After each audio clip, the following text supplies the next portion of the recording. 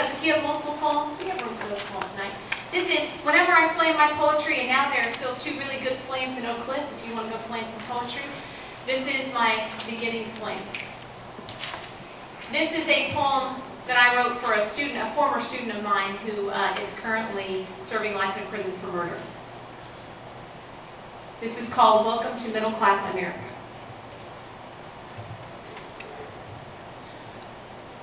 Where do you think you live? This ain't the hood. You don't have to worry about the sun going down on you in the streets of Rizal, fool. Think frat initiation, not gang. Busting water balloons, not caps. Wrapping houses, not waxing the tenants. You went to Rowlett High. The Columbine clone, not Sock, not Kimball, not even Lakeview. So, write rap songs about growing up in the streets and perform them in economics with your homeboys all wearing Shine and Echo and your platinum chains, and you will be a hood legend like Vanilla Ice. And you white kids walk around throwing out slang that has prison origins you know nothing of, but did you realize that yesterday your pants were crippin' West Coast style, today they're East? Could have got you killed in the clip, yo. So, write out crip with your feet, even though you can't spell there, or there, because there's 3 of them.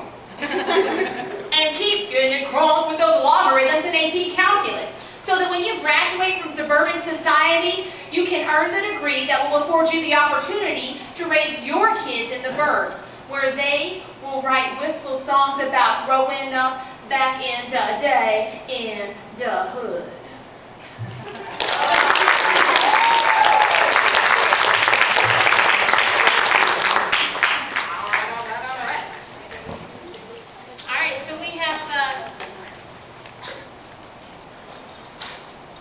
Like me to follow that? Let's go. Get it, Miss May.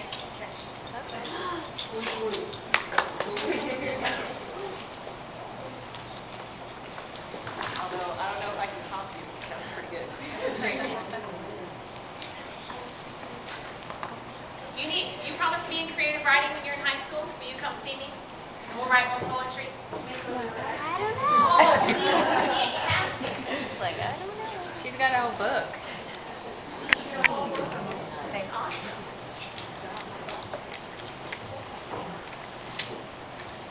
Okay, this poem was actually originally written by Taylor Wally, who is a national slam poet, a winner at the national level.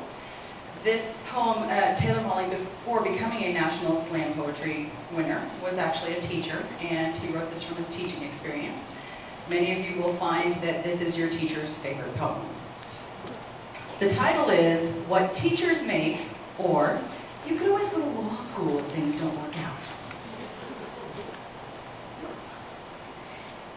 He says, the problem with teachers is, what's a kid going to learn from someone in life who's decided his best option is to become a teacher? Ha ha ha ha ha. He says, it's true what they say about teachers. Those who can, do. And those who can't, teach.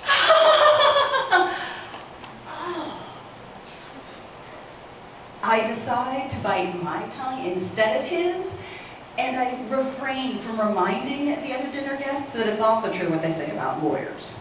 Because this is polite company, and we're eating dinner after all. I mean, be honest, Taylor. You were a teacher. What do you make? And see, I wish he hadn't done that, asked me to be honest, because I have a policy about honesty and ass-kicking. If you ask me for it, I have to give it to you. You want to know what I make? I make kids work harder than they ever thought they could. I can make a C+ feel like a Congressional Medal of Honor and an A- feel like a slap in the face. How dare you give me anything other than your very, very best?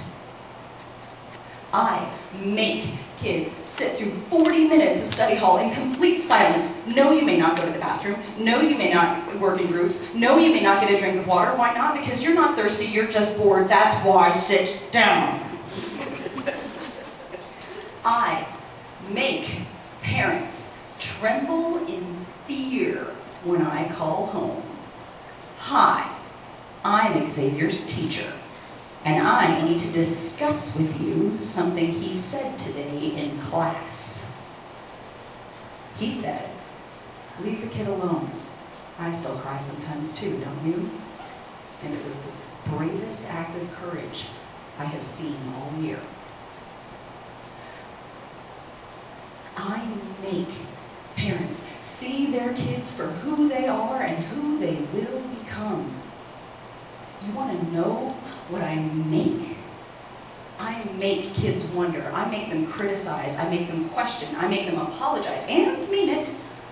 I make them read. I make them read. I make them read. I make them write. I make them spell definitely beautiful, definitely beautiful, definitely beautiful over and over and over again until they will never misspell either one of those words ever again, please, dear Lord. I make them show all of their work in math, and I make them hide all of their work on their final drafts in English.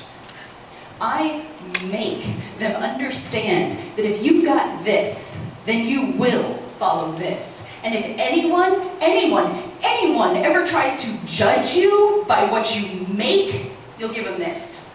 Let me break it down for you so you know what I say is true. I make a difference. What about you?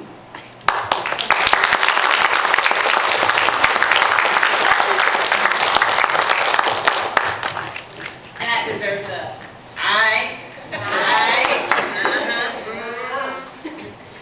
All right, next we have Madeline Davis, who is an 11th grader. She will be reading 2 of her original poems called Love and Rain. Yay, Maddie! Hey guys, I'm going to read Love first. Love. What's your opinion on it? They describe it as having the perfect guy. You know the one with the perfect hair, great smile, gorgeous face. Love. They're wrong. Partially. You see, there's more to love than just looks and crazy nonsense like that. What's my opinion, you ask? Love. It's going through and learning everything about any one person and accepting them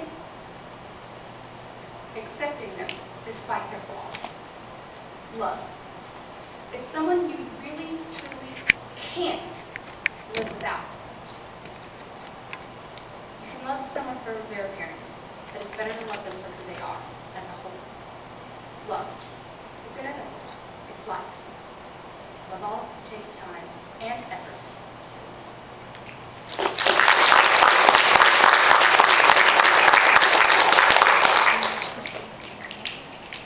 This means rain.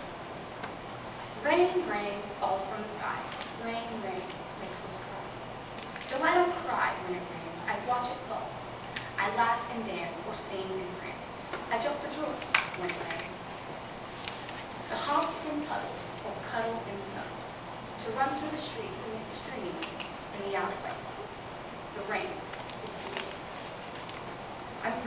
Rain, rain falls from the sky. Down upon me.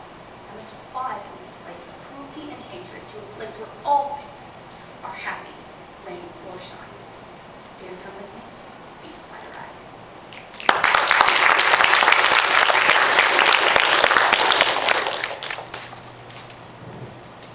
Hello.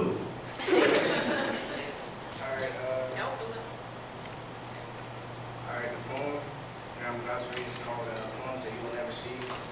And I was on the website and they really didn't give me an author, so they just put it on the website, and the website is the unfairness of it. But yeah, there are poems that you will never see, marked in a folder titled Privacy, poems of hate and anger and personal pain, poems about greed and hunger and personal gain, poems about people I would love to see dead, poems about women I want to sleep with in bed, poems about relationships that have gone bad, poems about issues with mom and dad, poems about me, a person no one knows, poems about places where only my soul goes, poems I wish I could place in the clouds for all to read, poems about lust, selfishness, and greed, poems Poems I know will hurt those I hate. Poems I write by complete mistake. Poems I have hidden in my heart and my head. Poems about things that are better left unsaid. Poems I want to share and poems I want to retract. Poems of shame and how others might hurt. They stay on my side. They are a part of me, the poem I write, but you'll never see.